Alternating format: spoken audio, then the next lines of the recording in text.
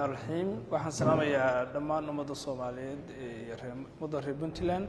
assalaamu alaykum waraxmatullaahi wabarakaatuh maanta taariikhdu tahay 1 August maalintii la aasaasay Puntland waxaanu halkan heshiis wada shaqeyn ku saxiixnay aniga wasiirka wasaaradda maaliyadda iyo wasaaradda hawlaha guud gaadiidka iyo guriyada dawladda Puntland heshiiskaas oo ahaa dib u dayactirka wadooyinka Puntland oo loo qaybiyay dhowr section sida ilaa 4 qaybood loo qaybiyay qaybta koowaad ay tahay Juurila ilaa Boosaaso oo dayactir lagu sameyn doono buundooyinka kalfartiska ah roobabkii waxyeelayeen waxaan rajaynaynaa waqti 6 bilood gudahooda in lagu soo gabagabeeyo shaqadaas insha Allah qaybta kalena waxay noqonaysaa Qardho Garowe oo ay ku jirto wadada Midigar iyo Xaaji Khayr waan jecelahay iyagana isla xilligaas in la bilaabo shaqadaas ay hirgasho qaybta kale waxay noqonaysaa one package isku xiran Garowe ilaa Birta Dheer oo halka dayactir lagu sameyn doono iyo Garowe Farariyaale shaqadaas Farariyaale iyadana lagu sameyn doono dayactir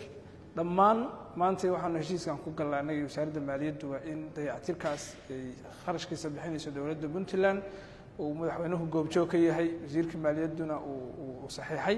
in shaqadaas ay lacagta ku bixaysan dawladda Puntland bixinayso ka wasaaradda hawlaha guud ahaan aan sidii loogu talagalay aan u furin doono heshiiska waxa ku xigi doona in la soo bandhigi doono BOQ iyo qandaraas baahintii cid qaadan lahayd qandaraaskan shirkadaha waxa uu soo bandhigaynaa wadaniga ah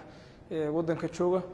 marka kadib waxa bilaabanaya qandaraaska kadib in xilligii dhismaha iyo shaqada la bilaabi lahaa aan sidaan oo kale aan ugu qabano insha Allah taala munaasabad aad baan mahadsantiin waxaan ku soo dhaweynaya wasiirka maaliyadda bismillaahir rahmaanir rahiim alxamdulillahi rabbil caalamiin wa sallallahu ala nabiyyina muhammadin sallallahu alayhi wasallam maanta oo ay taariikhdu tahay 1 August oo ah maalintii la aasaasay dawladda Puntland waxa wasaaradda maaliyadda dawladda Puntland iyo wasaaradda hawlaha guud kala saxiixdeen heshiiskaas oo ah dayactir lagu sameynayo wadada dheer oo isku xirta Boosaaso Gaalkacyo iyo dhinacan oo ah Garowe ilaa Farariyaale lacagta ku baxaysa waxa weeye lacagta 2 milyan iyo dhowr boqol oo adu 300 oo kun 400 oo kun ah meelahaas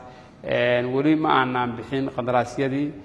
quotationadii iyo wixii ma diyaarin laakiin waxa weeye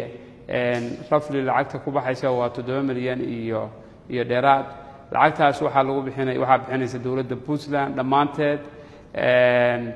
waxaana lagu bixinayaa lacagihii aan hore u ballan qaadnay oo ahaa lacagtii sales tax ka ahayd oo waagi dhow ganacsatada iyo dawladdu halkaan ay isugu yimaadeen lacagtaas oo bishii laga maleynayo lacag ilaa 600 iyo wixii u dhigma ah in bil walba lacagtaas markay ay soo xarooto ay noqonayso waxa shaqadan lagu qabanayo waxaan u sheegayaa ganacsatada reer Puntland bishaan hadeer aynu ku jirnay bishii 7 lacagtii soo xarootay oo aynu sales ka helay waxay noqotay 450 kun 450 kaas akoonkii loogu talagalay bay ku dhacaysaa hadii rabbi idmo heshiisyadan bilowgooda bayna gelaysaa hadii la bixiyo canshuurta hadii la bixiyo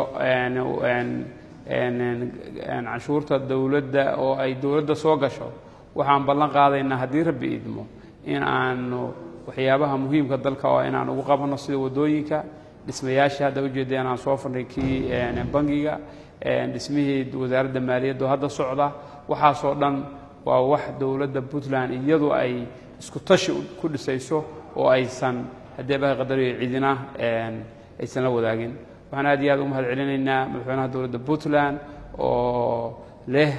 ra'yiga iyo talada iyo hoggaanka wanaagsan ee kalifaya in wax la qabto ummadda reer Puntland waxa u sheegaynaa taariikh waa qormaysa muxuu ahaa warkii la oran jiray ninkii tintiin beeray ninkii timir beeray labadaas la dhihi jiray taas baa qormaysa xilliga aan dawladda joogno hadda anagu dawladdan ay madaxweyne Siciid iyo Axmed ay odayaasha u yihiin wixii aan qabanno waxaan u qabanaynaa mas'uuliyadiina loo saaray ilaahay dartiis inaan ummadda u adeegayno aad iyo aad baa mahadsantihiin waxaan rabaa intaan ka bixin inaan u mahadceliyo ganacsatada iyo shacabka Soomaaliyeed oo canshuurta bixiya